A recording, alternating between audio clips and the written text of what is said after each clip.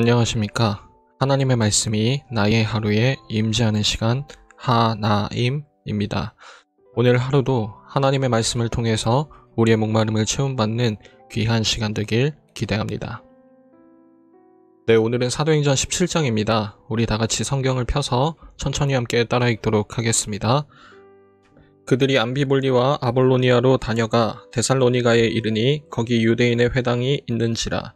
바울이 자기의 관례대로 그들에게로 들어가서 새 안식일에 성경을 가지고 강론하며 뜻을 풀어 그리스도가 해를 받고 죽은 자 가운데서 다시 살아나야 할 것을 증언하고 이르되 내가 너희에게 전하는 이 예수가 곧 그리스도라 하니 그 중에 어떤 사람 곧 경건한 헬라인의 큰 무리와 적지 않은 귀부인도 권함을 받고 바울과 실라를 따르나 그러나 유대인들은 시기하여 저자의 어떤 불량한 사람들을 데리고 떼를 지어 성을 소동하게 하여 야손의 집에 침입하여 그들을 백성에게 끌어내려고 찾았으나 발견하지 못하매 야손과 몇 형제들을 끌고 읍장들 앞에 가서 소리질러 이르되 천하를 어지럽게 하던 이 사람들이 여기도 이르매 야손이 그들을 맞아들였도다. 이 사람들이 다 가이사의 명을 거역하여 말하되 다른 임금 곧 예수라 하는 이가 있다 하더이다 하니 무리와 읍장들이 이 말을 듣고 소동하여 야손과 그 나머지 사람들에게 보석금을 받고 놓아주니라. 밤에 형제들이 곧 바울과 실라를 베레아로 보내니 그들이 이르러 유대인의 회당에 들어가니라.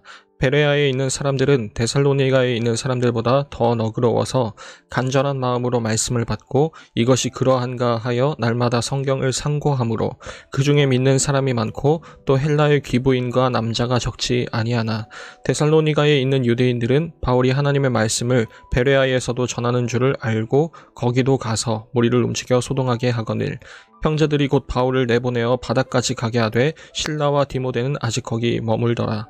바울을 인도하는 사람들이 그를 데리고 아덴까지 이르러 그에게서 실라와 디모데를 자기에게로 속히 오게 하라는 명령을 받고 떠나니라. 바울이 아덴에서 그들을 기다리다가 그 성에 우상이 가득한 것을 보고 마음에 격분하여 회당에서는 유대인과 경건한 사람들과 또 장터에서는 날마다 만나는 사람들과 변론하니 어떤 에피쿠로스와 스토아 철학자들도 바울과 쟁론할세 어떤 사람은 이르되 이 말쟁이가 무슨 말을 하고자 하느냐 하고 어떤 사람은 이르되 이방신들을 전하는 사람인가 보다 하니 이는 바울이 예수와 부활을 전하기 때문이러라. 그를 붙들어 아레오바고로 가며 말하기를 내가 말하는 이 새로운 가르침이 무엇인지 우리가 알 수 있겠느냐. 내가 어떤 이상한 것을 우리 귀에 들려주니 그 무슨 뜻인지 알고자 하노라 하니 모든 아덴 사람과 거기서 나그네 된 외국인들이 가장 새로운 것을 말하고 듣는 것 이외에는 달리 시간을 쓰지 않음이더라. 바울이 아레오바고 가운데 서서 말하되 아덴 사람들아 너희를 보니 범사에 종교심이 많도다. 내가 두루 다니며 너희가 위하는 것들을 보다가 알지 못하는 신에게라고 새긴 단도 보았으니 그런즉 너희가 알지 못하고 위하는 그것을 내가 너희에게 알게 하리라. 우주와 그 가운데 있는 만물을 지으신 하나님께서는 천지의 주제시니 손으로 지은 전에 계시지 아니하시고 또 무엇이 부족한 것처럼 사람의 손으로 섬김을 받으시는 것이 아니니 이는 만민에게 생명과 호흡과 만물을 친히 주시는 이심이라. 인류의 모든 족속을 한 혈통으로 만드사 온 땅에 살게 하시고 그들의 연대를 정하시며 거주의 경계를 한정하셨으니 이는 사람으로 혹 하나님을 더듬어 찾아 발견하게 하려 하심이로되 그는 우리 각 사람에게서 멀리 계시지 아니하도다. 우리가 그를 힘입어 살며 기동하며 존재하느니라. 너희 시인 중 어떤 사람들의 말과 같이 우리가 그의 소생이라 하니 이와 같이 하나님의 소생이 되었은즉 하나님을 금이나 은이나 돌에다 사람의 기술과 고안으로 새긴 것들과 같이 여길 것이 아니니라. 알지 못하던 시대에는 하나님이 간과하셨거니와 이제는 어디든지 사람에게 다 명하사 회개하라 하셨으니 이는 정하신 사람으로 하여금 천하를 공의로 심판할 날을 작정하시고 이에 그를 죽은 자 가운데서 다시 살리신 것으로 모든 사람에게 믿을 만한 증거를 주셨음이니라 하니라. 그들이 죽은 자의 부활을 듣고 어떤 사람은 조롱도 하고 어떤 사람은 이 일에 대하여 내 말을 다시 듣겠다 하니 이에 바울이 그들 가운데서 떠나매 몇 사람이 그를 가까이 하여 믿으니 그 중에는 아레오바고 관리 디오누시오와 다말이라 하는 여자와 또 다른 사람들도 있었더라. 여러분, 우리는 어제 16장에서 바울과 그의 동료들이 본격적으로 이 두 번째 선교 여행을 시작했음을 살펴보았었죠. 빌립보라는 곳에서 열심히 복음을 전도하면서 때로는 감옥에 갇히기도 하고 또 때로는 매를 맞기도 하지만 그럼에도 그 가운데 하나님께서는 복음의 열매를 맺어 가시는 모습을 우리가 볼 수 있었습니다. 오늘은 그 여행에 이어서 각각 데살로니가라는 지역과 베레아 그리고 아덴이라는 곳에서 바울이 복음을 전하는 모습이 나타나는데요. 이 지역들은 복음에 어떻게 반응할 것인지 또 그 가운데서 하나님께서는 바울을 통해 어떻게 역사하실 것인지 좀 살펴볼 수 있었으면 좋겠습니다. 바울은 빌립보에서 발걸음을 옮겨서 오늘 데살로니가라는 도시로 이동하게 됩니다. 여기는 빌립보 때와는 다르게 유대인의 회당이 있었습니다. 그래서 바울은 3주 동안 이곳에 머무르면서 안식일마다 설교를 했었죠. 이 길지 않은 3주 동안 하나님을 경외하는 이방인들이 폭발적으로 예수님을 믿게 되었습니다. 그런데 여기서도 그 문제의 유대인들이 또다시 등장하게 됩니다. 그리고 또 바울을 고소하고 복음을 전하지 못하도록 방해하는 거죠. 그런데 그들이 하는 이 고소 내용이 우리 마음에 참 많이 걸립니다. 이들이 하는 고발의 내용은 이렇습니다. 여기 바울이라는 사람이 속한 패거리가 감히 우리의 귀하신 로마 황제 카이사르를 모욕했다. 예수라는 그 예전에 죽었던 정치범을, 그 테러리스트를 자신들의 왕이라고 주장하는 이 반동분자들, 역적들이다 라고 하는 거죠.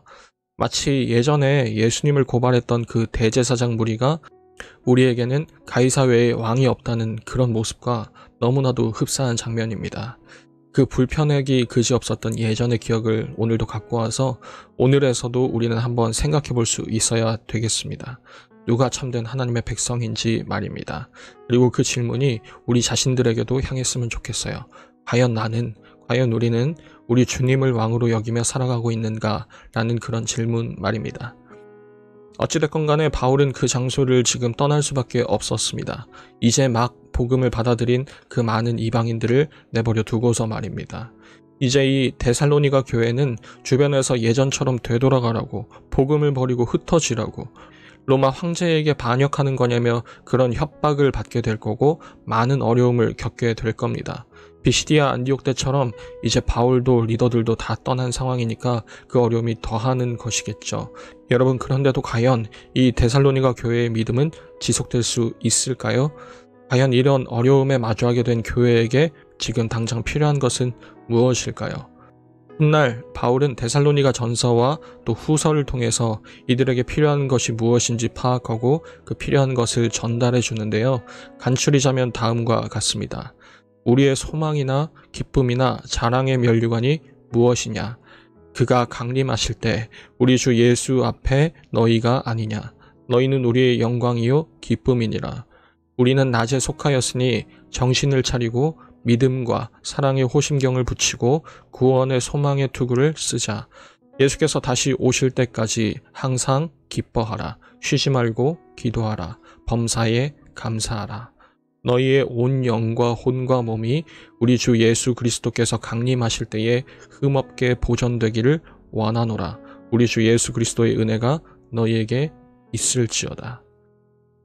그리고 바울은 베레아라는 곳으로 발걸음을 옮기게 되는 거죠. 여기는 데살로니가보다 조금 더 부드러운 마음으로, 좀 더 열린 마음으로 하나님의 복음을 듣게 됩니다. 많은 사람들이 예수님을 구주로 영접하게 되는 거죠. 그런데 유대인들이 이곳까지 따라와서 똑같이 소란을 일으키는 겁니다. 또 떠날 수밖에 없게 된 상황에 처한 바울은 먼저 아덴이라는 곳으로, 오늘날 그리스의 수도인 아테네라는 곳으로 먼저 가게 되었고 그곳에서 실라와 디모데를 기다리게 됩니다. 그런데 여러분들도 대략 이 아테네라는 도시 이미지를 한번 생각해 보시면 아시겠지만 헬라 시대의 문화가 가장 활발했었던 도시였죠. 여러 예술이나 건축이나 문학 또 웅변술에서 최고의 실력을 갖추고 있었고 특히나 철학에 있어서는 타의 추종을 불허했었습니다. 그 유명한 소크라테스와 플라톤의 고향이기도 했고 그의 후속 주자였던 아리스토텔레스나 에피쿠로스 그리고 스토아 학파의 주창자였던 제논도 이곳 아테네에서 활동을 했었죠. 이 철학이 얼마나 대단했던지 로마가 이곳을 다스리게 되면서도 이 문화만큼은 건드리기가 싫어서 그 자체의 문화와 시스템을 잘 유지할 수 있도록 특별 권한까지 부여할 정도였습니다. 여러분, 바로 그런 도시에서 오늘 바울이 이 대단한 철학 사상들과 마주하게 되는 겁니다. 바로 스토아 학파와 에피쿠로스 학파였죠. 여러분들에게 완벽한 100점짜리 설명은 아니겠지만 가장 여러분들이 알아듣기 편한 표현으로 설명한다면 이 스토아 학파는 내 운명을 사랑하라는 뜻의 아모르 파티라고 설명할 수 있겠고, 에피쿠로스 학파는 오늘을 즐기자라는 뜻의 카르페 디엠으로 설명할 수가 있을 것 같습니다. 스토아 학파의 철학은 이런 겁니다. 거대한 한 에너지가 있는데 그 에너지가 나를 포함한 이 세상을 만들었고 다스린다. 그리고 우리가 죽으면 다시 그 에너지, 거대한 에너지로 재흡수된다. 그러니까 우리는 그 에너지가 부여한 질서대로, 운명대로 순응하면서 살아야 된다라는 거죠. 일종의 운명론자들인 겁니다. 반대로 에피쿠로스는 그렇게 우연을 기반으로 랜덤하게 내 존재가 결정된다면 우리는 과연 무엇을 믿고 그 질서에 순응하겠는가 라면서 우리는 그저 각 개인의 자유로운 선택을 존중해야 하고, 그래서 우리 자신에게 있을 그 고통을 피하면서 쾌락을 추구하는 그 가장 편안한 상태인 아타락시아를 목적으로 두고 추구하며 살아야 된다라는 그런 입장이었습니다. 둘 다 불확실한 미래에 대해서 어떻게 사는 것이 행복을 가져다 주는지 각자의 답변을 내놓은 것이겠죠.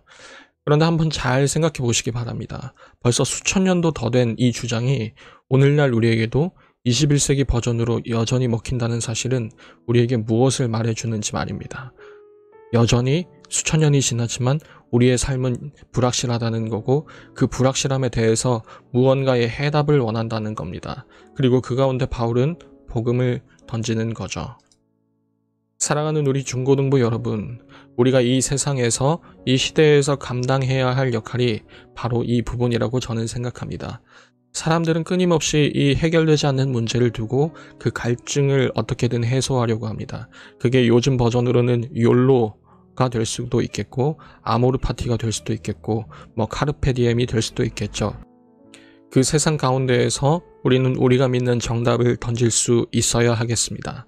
사마리아 여인에게 예수님이 스스로 알려주신 것처럼, 또 오늘 바울이 그런 갈증을 느끼는 사람들에게 복음을 던져준 것처럼, 우리 역시도 영원히 우리를 목마르지 않게 하실, 만족하게 하실 그분에 관한 소식, 바로 복음을 전할 수 있는 교회가 되어야 하겠습니다.